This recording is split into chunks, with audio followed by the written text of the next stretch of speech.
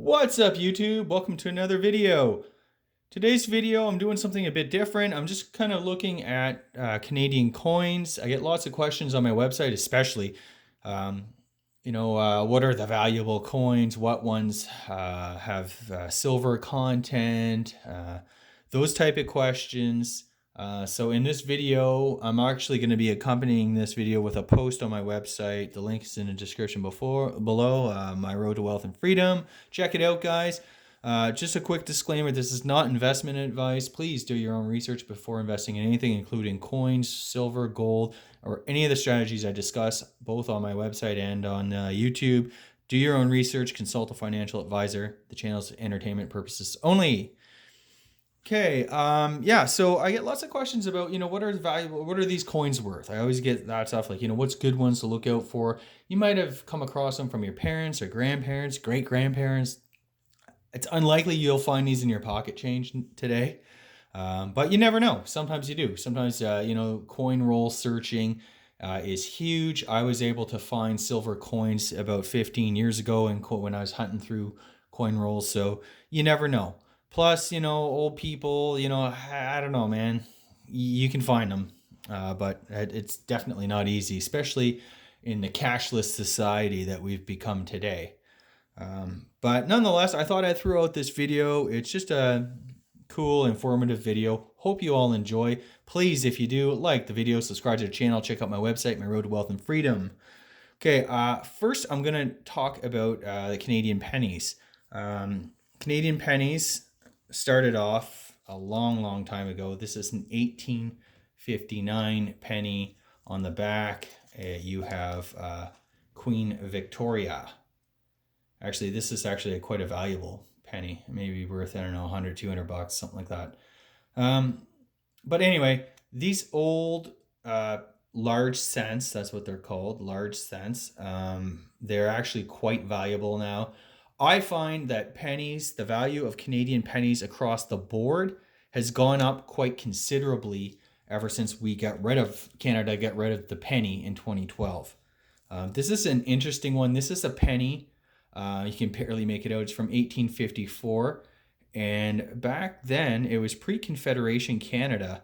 It's a really cool ship. This is a New Brunswick penny, province of New Brunswick, or actually half cent. So 1854, have a young portrait of Queen Victoria, half cent. And the big industry in New Brunswick at the time was shipbuilding. Lots of timber was used for that. So yeah, you can check that out. You can barely make out, a 3-mast ship. It's just really cool, historical piece. So these are all copper pennies. So they do have copper content. Here's one from 1888. And again, a portrait of Queen Victoria. I just thought I'd showcase some of these. I don't think, I might have one from the reign of King Edward, but it's probably in a binder somewhere. This is a King George V, 1911, the so-called godless issue, because it doesn't say, but rules by the grace of God. That was fixed the following years. Here's one from 1916, and I'm sure you see, where is it? Right here, Die Gratia. So on the other coin, it didn't have that. Just an interesting historical, little tidbit of information. But yes, these are all copper pennies, 1917. These are large cents. Again, George V. And then we come to an interesting year, 1920. 1920, you have the small cent, and that is made of copper. In 1920, you also have a large cent. So it's it's one of those crossover years. You have a large cent and a small cent. And from 1920 onwards, we've had the small cent. The metal composition has changed repeatedly to the point that, by I think in the 80s and stuff, they got rid of a lot of the copper content. It started in the 90s, it became this plated, zinc plated, bronze plated, something like that anyway. So yeah, if you have anything that looks like this, it's definitely worth some money. The key dates in this series Obviously, there's about five or six, I'll say, not including the 1936 dot penny. Okay, if you find one of those, I'll buy it off you. Good luck with that. It's an incredibly expensive coin. It's one of the rarest coins. You can check out my website. I wrote the Wealth and Freedom Top 10 Rare Canadian Coins. It's on there on that post. But anyways, you won't find that in circulation. Only a few were struck. Going on. So the key dates in the series is 1923 and 1925. Two very important keys. I believe the 1923 is worth more than the 1925, but they're fairly close. Other key dates: 1922, 24, 26, and 27. So basically 1922 to 1927 are your 5 or 6 key dates in the penny series. The most valuable being 1923, 1925. But the other ones command, a substantial amount as well. And I think even more, it's been a while since I looked at penny values. I wasn't a huge collector. I mean, everybody and their dog has a penny collection, especially a small cent collection. But I haven't been really following penny trends since we got rid of the penny in 2012. I do know prices across the board have gone up considerably. For some reason, canceling the penny made pennies all the rage in investing or in coin collecting. So that's a small cent. I want to kind of move on from that. The next thing that we get into are these are 5 cents. These are silver, sterling silver, 0.925, and 1921 and below. That's what the composition was. Sterling silver. And these are really nice examples. You can see, on the back is King George V. And this is a 1920 example.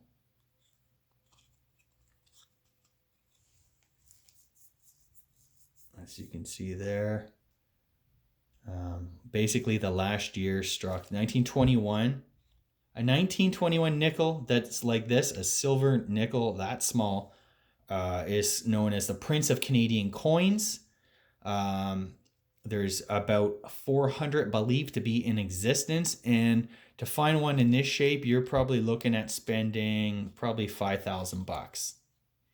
Okay, I wish this was in 1921. I got this from my grandfather, and as soon as I saw that in his little money dish, I went and quickly looked to see if it was a 21. Wasn't that lucky though. Still a great coin. It's just one of those things that's going to be, in my collection forever. Obviously, it was part of something that I got from my grandfather. So, but anyway, not super valuable, sentimentally, priceless, I guess. So in 1921, they melted down a lot of the 1921s because there wasn't that much demand for silver. If you can remember, if you know your history, in 2021, there was a big deflation after World War One. A big contraction in money supply and stuff like that. So they melted a lot of the 1921 50-cent pieces and nickels, dimes, and even some quarters. They're all kind of rare key dates. The rarest of the rare being the 1921 50-cent piece. An uncirculated example, you're looking at probably like $300,000 or more, $300,000. An uncirculated 1921 nickel, you can get into 150, 200,000 easily. It just really depends. From my understanding, most of the surviving 1921 examples came from people who had visited the mint and obtained one as a souvenir from that time. So very few made it out into circulation, although some did.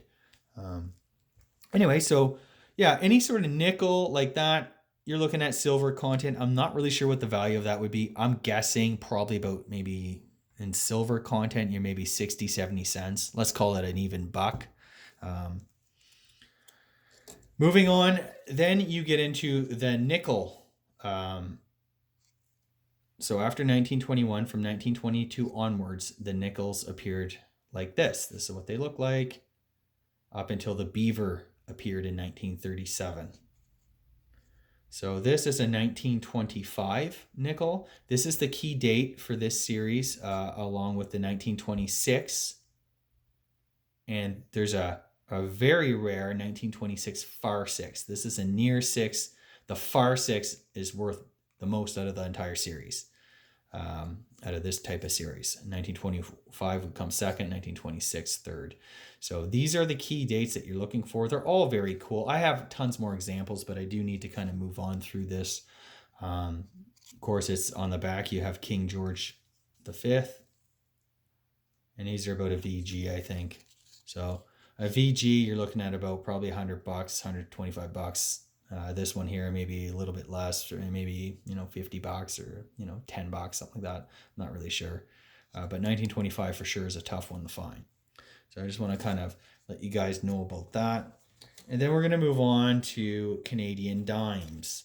And these are silver dimes. And it's interesting because you can see the nickel, when I overlay it on the dimes were had twice as much silver content as these nickels. Like everything seemed to have gone by weight and stuff like that. It was really neat.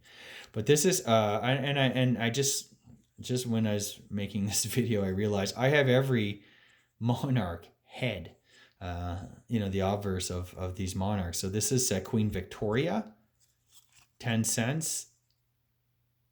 10 cents, 1896. That's very cool. I'll set that down. This is Edward VII. Okay. And I believe this is a 1907.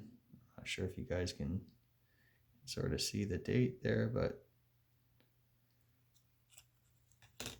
King George V. This is a 1936 penny, or penny dime, 10-cent piece. I love the reefs around these old ones. And then we went to the famous Blue Nose, King George VI. There's the famous Blue Nose. This is a 1947. These are silver. These are worth just the silver content. You're looking at probably a couple bucks, maybe $2 or something like that. Then we have Elizabeth II, Queen Elizabeth. This was her coronation year, 1953. And this has the young portrait of the Queen. Again, we have the Blue Nose. And then we have a more mature bust. And you can see this is a silver one. This is from the centennial year, Canada's centennial year, 1967. And it has like a trout on it. Once again, silver. Okay, so that's what you're looking for. In 1968, the dimes went to nickel, or cupro nickel, or whatever. No silver content, basically. So unless you happen to have a 1969 large date, again, check out Top 10 Rare Canadian Coins. I'm going to put it in the link below. That coin is actually worth quite a bit. I just want to show you. So now we have, we get to Canadian quarters. Canadian quarters are one of my favorite things to collect. I have an entire binder full. I have a complete date set I'm very proud of. It took me a long time to accumulate all that. Now I'm kind of going after varieties and that type of thing. And this is a 1909 Edward the 7th coin. Again, these are just very good. This is sterling silver. In 1919, the composition of these coins went from sterling silver, which is 19.925. It went to 80% silver. So just in silver content alone, I think these quarters are going for like, I don't know, $5 to $8 or something like that. That's Canadian dollars, obviously. So here's an example of a 1944 caribou. This kind of head started in 1937, and this has King George VI on it. Now that's what I feel like what confuses the public about old silver coins is the toning on these old silver coins. Silver, as we know, tarnishes. It turns black. It looks dirty. and it doesn't look, it looks worn. Sometimes, we're fooled by the toning. It affects our depth perception. So you might look at a coin and think, oh, it's really in crappy condition and really, really worn out. I can show you a couple silver dollars I have like that, but it's actually quite high grade. So not only could the coin itself be potentially a high grade, more, i.e., more valuable example, it might have numismatic value to collectors, but we have to remember it also has silver content, and the silver content is in itself intrinsically valuable. 1944.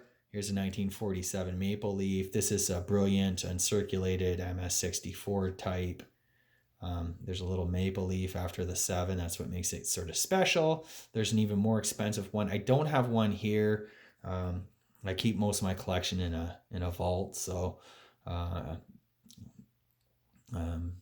anyways, I do have a dot version. It's more expensive, more valuable to collectors, rare, I guess. But that's what we're kind of looking at here. And here's 1958. So this is Elizabeth II, that kind of inaugural bust that she has, the early years, a young portrait. And these all contain silver. Here's another 1951 high relief. So this would be George VI, but this is it must be uncirculated. It doesn't have the value. 1951 high relief. I would say that's definitely uncirculated. BU for sure. And you got to get it under a magnifying glass to really see if there's any hairlines or whatever. But again, these are just incredibly beautiful silver coins. I'm always impressed and attracted to these old silver coins. Here's a 1950 uncirculated.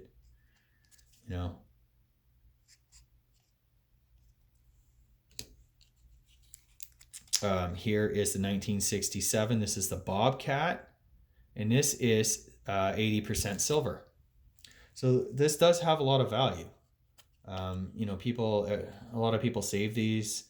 It's a more mature portrait of Elizabeth II, but definitely very cool. And again, just in silver content alone, $5 to $8, and it's physical silver.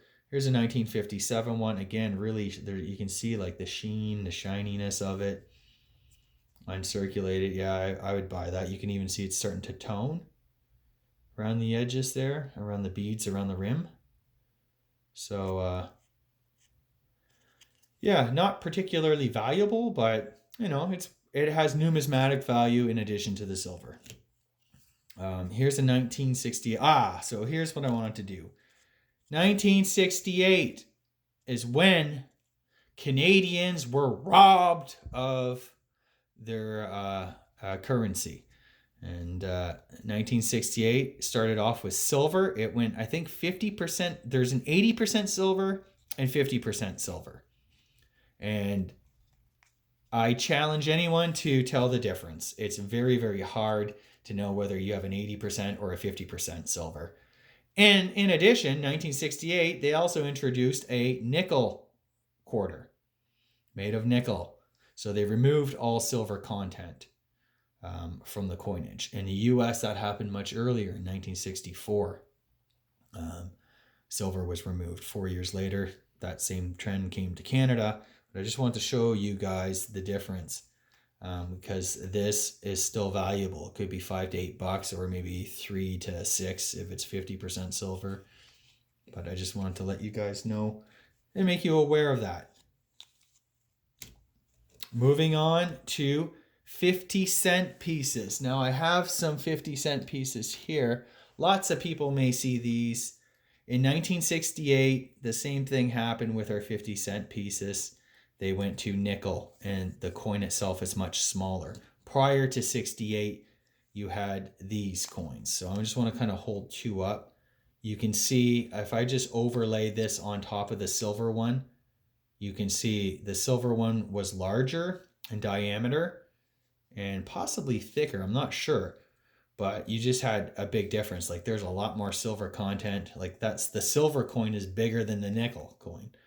So obviously the silver is the one everybody wants. It has real intrinsic value. Silver 50-cent coins, I think they're probably about 10, 12 bucks. If you want to buy them in, circulated condition, just for the silver content. I always write silver on the back because one day my heirs will look through these and not know. They may not have seen this video, and they might not know what they're looking at, but that is what we have here. Nice silver 50-cent piece coins. And I have another one here. This is a 1966. Again, the older one, you have the Elizabeth Young portrait, Elizabeth Mature portrait. And over here, we have the 1967. It's a really iconic one. The whole year of 1967, as you guys will notice going through these, the nickel, I have a nickel here. This is just nickel, not silver. It was the rabbit, the penny had a bird on it, the fish on the 10-cent. Well, you have a howling wolf on the 50-cent piece.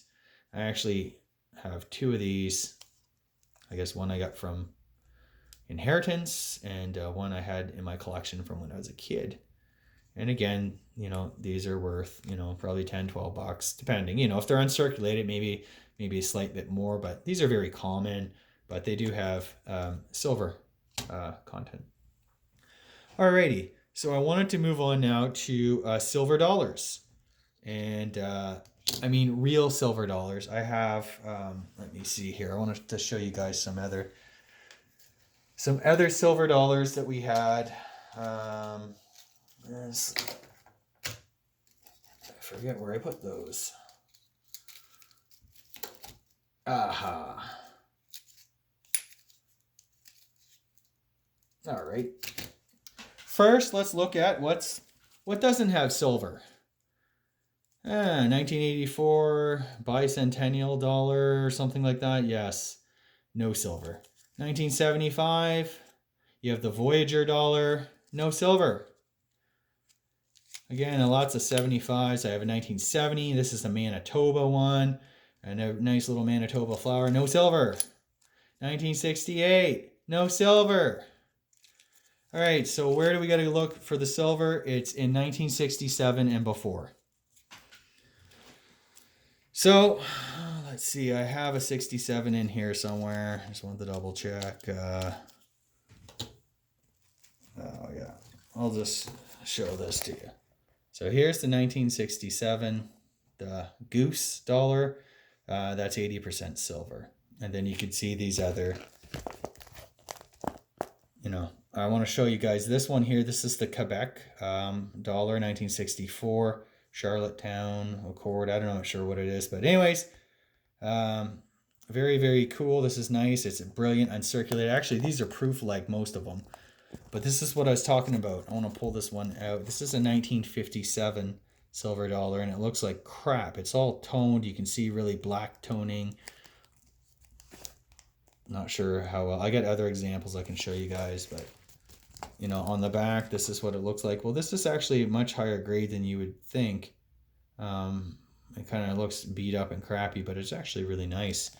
I don't think it's uncirculated though, but not like some of these ones here. But you can see these are all proof-like, and look, they're starting to get the black toning and stuff like that. Okay, so here's a 1958 dollar. This is probably one of my favorite Canadian silver dollars. It's just really iconic. You have the totem, really neat. What the silver content for something like this, you're probably looking at about 20 bucks. This is real physical silver, not an ounce, quite an ounce, 80% silver, a little under an ounce, a troy ounce. Probably looking about 20 bucks to have it in your hand.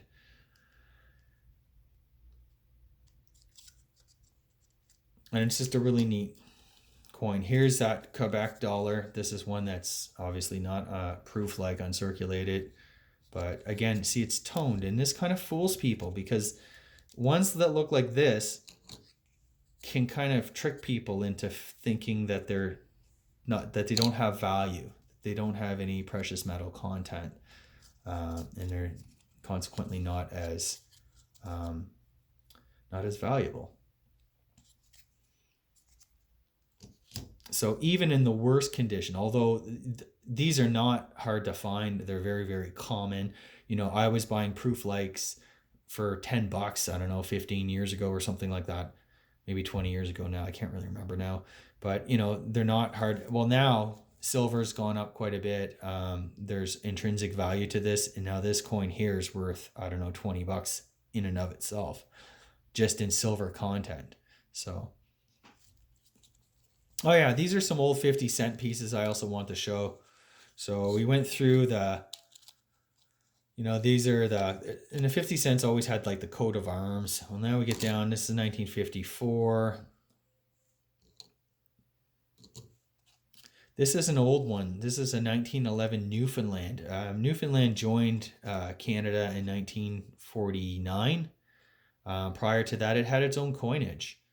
I think struck in Britain at the time, because it was still a British colony. It was in the Commonwealth, and it had its own coinage. So Newfoundland coins are highly collectible, but it is silver, and it's sterling silver. So in and of itself, this is intrinsically valuable. It's probably $12-15. I don't know about the date, if it's a particularly rare date or not. But in addition to the coolness factor, the potential numismatic value, you have true silver content in this. Of course, the bust of George V, 1911. So this should be another godless one. Oh, no, this does have the die gratia. 1911. Huh. That's kind of interesting. There you go. These are just some 1955 and 62 silver quarters. So that's where I'm going to end off today. Hope you guys enjoyed this video. I tried to make it as informative as I possibly can. I want to let you guys know what your old coins are worth. And anyways, I'll leave it there. For more information, I have lots of articles on my website, My Road to Wealth and Freedom. The link is in the description below. Check it out. Rare Canadian nickels, rare Canadian coins, modern rare Canadian quarters, and all sorts of stuff. Check it out. I'm going to be following up this video with an actual post on my website as well, with a bunch more pictures and stuff like that. So hope you're into that. Please like the video, subscribe to the channel, check out the website, My Road to Wealth and Freedom.